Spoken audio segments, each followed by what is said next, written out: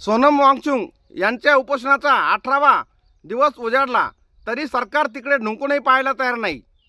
ज्यांचे वजन 9 किलोने कमी झाले आहे, ज्यांचा रक्तदाब दिवसेंदिवस घसरतो आहे, ज्यांची वाटचाल मृत्यूच्या दिशेने सुरू झाली आहे, त्या सोनम वांगचुक यांच्या बाबतीत सरकार इतके निर्दयी कसे बनले असा प्रश्न पडला आहे.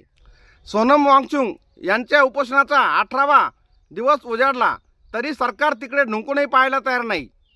ज्यांचे वजन 9 किलोने कमी झाले आहे, ज्यांचा रक्तदाब दिवसेंदिवस घसरतो आहे, ज्यांची वाटचाल मृत्यूच्या दिशेने सुरू झाली आहे, त्या सोनम वांगचुक यांच्या बाबतीत सरकार इतके निर्दयी कसे बनले असा प्रश्न पडला आहे. देशातील प्रसारमाध्यमांनी या प्रकरणाला वाचा फोडली नाही तर एका आंदोलनकर्त्याचा जगासमोर मृत्यूचा तमाशा सादर होईल. विशेष म्हणजे या आंदोलनापासून तरुणाई व समाज दूर गेलेला दिसतो. त्यामुळे सरकार बिनधास्त आहे. महाराष्ट्रात जरांगे पाटलांनी आंदोलनाची नुसती घोषणा केली तरी 7-8 मंत्री त्यांच्या गावी जाऊन पोहोचतात. मग वांगचुक यांच्या बाबतीत केंद्र सरकार इतके उदासीन का? जर सरकार दखल घेणारच नसेल तर अशा उपोषणाचा उपयोग तरी काय? येत्या सोमवारी संसदेवर मोर्चा निघणार आहे. तोपर्यंत वांगचुक दम धरतील काय? हाही प्रश्न आहे. कोणाची तातडीने दखल घ्यायची व कोणाला दुर्लक्षित करायचे याबाबतीत केंद्र सरकारचे स्वतंत्र धोरण असावे असे वाटू लागले आहे. जो नडतो त्याला संपवायचेच ही भूमिका त्यामागे दिसते. मागे शेतकरी आंदोलनामध्ये कित्येक शेतकरी मरून पडले, त्यात एक आता वांगचुक गेल्याने सरकारला काहीच फरक पडणार नाही अशी त्यांची भूमिका दिसते. नीट परीक्षेला बसलेल्या लाखो विद्यार्थ्यांसाठी जो माणूस आपले जीवन पणाला लावतो त्याला साथ देण्याची भूमिका त्या विद्यार्थ्यांची किंवा त्यांच्या पालकांची नाही काय? हा एक प्रश्न आहे. पण त्यापैकी कोणीही त्यांच्याकडे फिरकायला तयार नाही.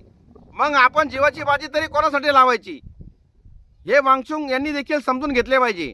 कारण नीटच्या परीक्षेत झालेल्या गोंधळामुळे अनेक विद्यार्थ्यांनी आत्महत्या केल्या. ती एक दिवसाची बातमी ठरली. वांगचुक यांच्या बाबतीत देखील सरकारने कठोर भूमिका घेतली तर ती देखील फक्त एका दिवसाची बातमी ठरेल. पण ज्या समाजासाठी वांगचुक लढत आहे तो समाज केव्हा झोपी गेलेला आहे हे त्यांना अशा अवस्थेत सांगणार तरी कोण? जर वांगचुक यांच्या बाबतीत काही बरे वाईट झाले तर अशी आंदोलने भविष्यात कोणी करू नये हा सरकारचा इरादा असावा असे वाटते. वांगचुक यांना तुरुंगात डांबून देखील काही फायदा झाला नव्हता याची सरकारला जाणीव आहे. उपोषण हे हृदय परिवर्तन करणारे शस्त्र आहे असे म्हटले जाते. मग केंद्र सरकारचे हृदय कशाचे बनले आहे? त्यांचे बेमुदत उपोषण केंद्रीय शिक्षण मंत्री धर्मेंद्र प्रधान यांच्या राजीनाम्याच्या मागणीसाठी व आत्महत्या केलेल्या विद्यार्थ्यांच्या कुटुंबियांना 1 कोटी रुपयाची भरपाई मिळावी यासाठी आहे. असं म्हणतात की उपोषण सुरू होताच दिल्ली पोलिसांनी जंतर मंतरवरील पाणी आणि स्वच्छतागृहाच्या सुविधा बंद केल्या आहेत. पण एखाद्याचा इरादा पक्का असेल तर अशा घटनांनी काहीच फरक पडणार नाही. एक मात्र नक्की की वांगचुक यांच्या जीवाचे काही बरे वाईट झाले तर देश पातळीवर अत्यंत भयानक व मोठ्या घडामोडी घडतील व त्या केंद्र सरकारला परवडणार नाही असे एकूण चित्र आहे. तुर्तास एवढेच. भेटूया पुढच्या बातमीपत्रात. जय हिंद, जय महाराष्ट्र.